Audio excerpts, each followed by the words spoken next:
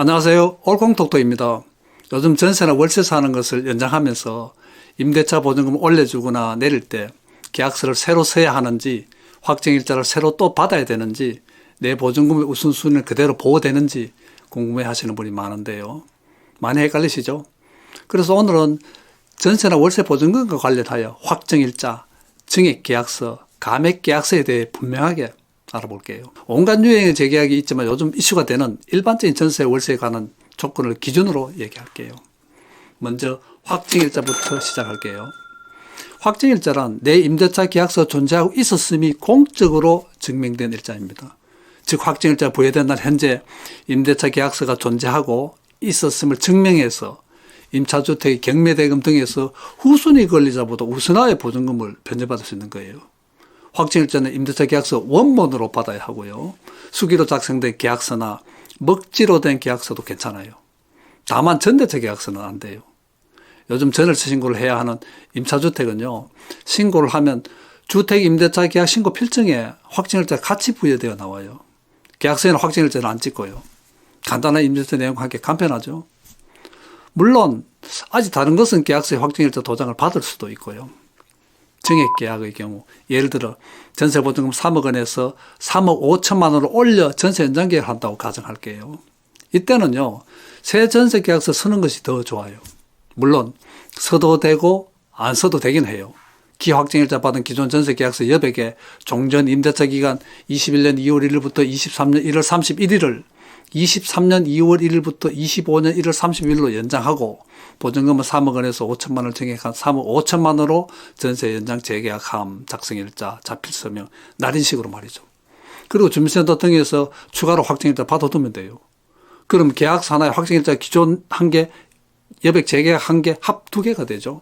주민센터에 따라서는 하나의 계약서에 두 개의 확정일자는 안 된다 하는 것도 많아요. 또 은행 대출서 확정일자가 된 새 계약서를 가져오라고 하고요.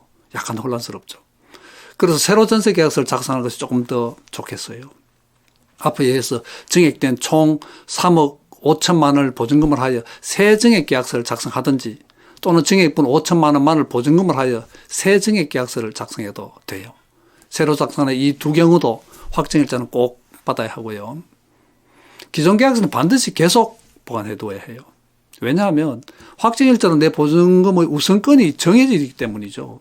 증액되어 총 3억 5천만 원을 보증금으로 한 새 증액계약은 기존 확정일자 순위에 의해 3억 원의 보증금에 대한 우선권은 그대로 유지되고요.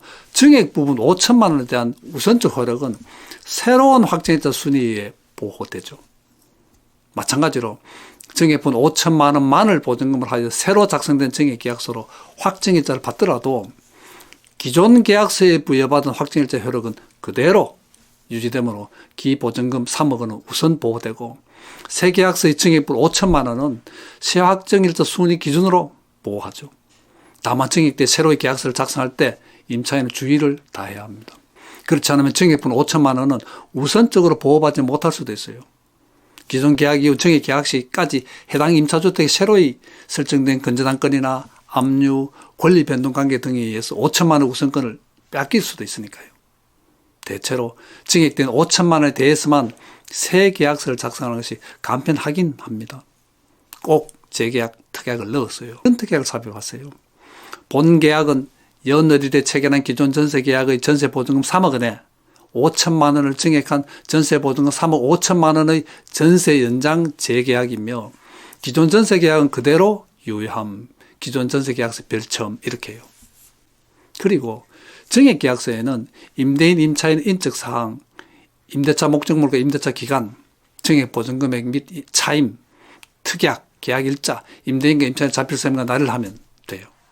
또 증액분 영수증은 임대인 예금 계좌로 입금하더라도 반드시 받아두고요. 다음은 감액계약의 경우인데요.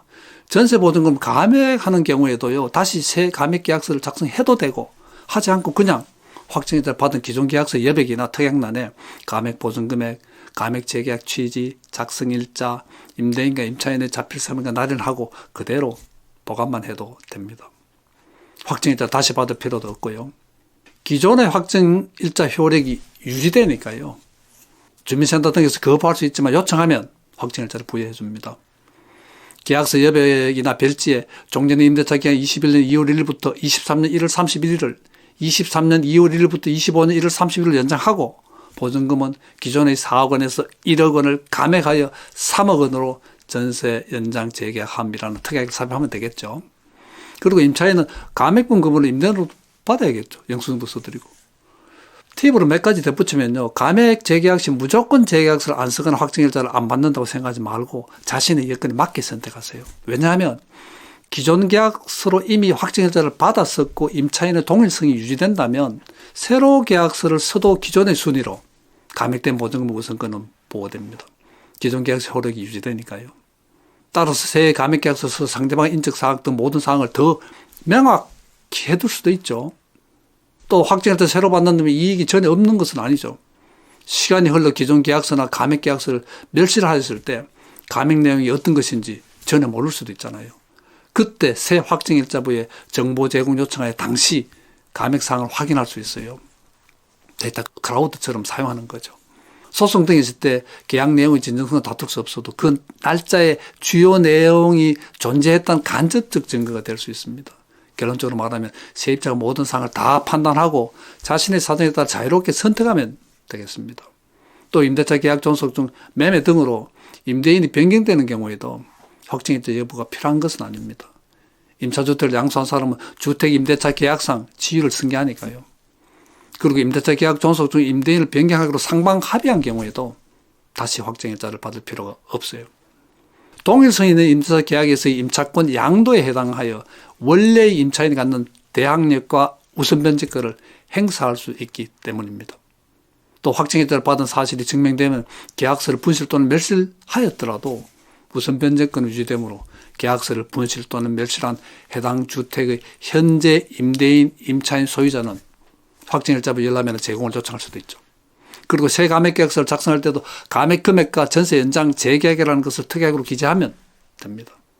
끝으로 주택임대차 계약서 확정일자 부여기관은 주민센터, 등기소법원, 공증인, 부동산 거래관리 시스템이 있고 상가건물 임대차 계약서의 확정일자는 세무서에서 받아야 하고요. 또 재계약 시 단순 재계약인지 계약 갱신 청구권에 의한 것인지 명시해두면 분쟁을 막을 수 있어 좋고요. 주택임대차 신고는 확정일자와는 별개라는 것도 유념하세요. 궁금했던 확정일자와 증액계약, 감액계약에 대해 알아봤는데요. 의문이 해소되기를 기도해요. 언제 기회가 되면 확정일자에 관해서만 상세히 살펴드릴게요. 구독과 좋아요는 큰 응원이 됩니다. 고맙습니다.